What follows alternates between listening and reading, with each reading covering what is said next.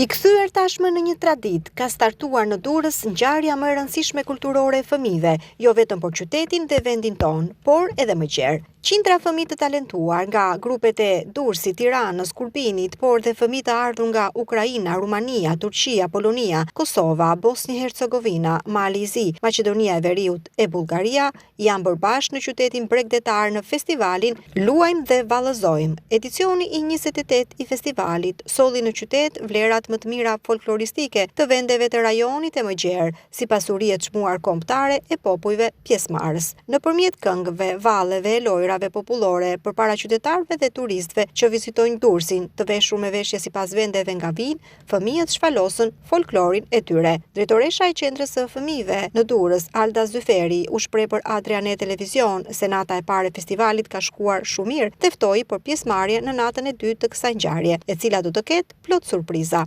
Sot ishte nata e parë e festivalit Play Dance and Games, ku kemi ftuar grupe të ndryshme nga Europa, Ukraina, Rumania, Polonia, e kemi përpritur për herë të parë.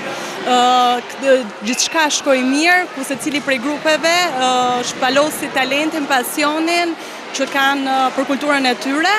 Dhe nesër ju mirpresim në natën e dytë të këtij eventi, të gjithë së bashku pranë Albanian College, të cilën e falenderojmë për bashkëpunimin. Ky është aktiviteti më i rëndësishëm i fëmijëve që zhvillohet në qytet.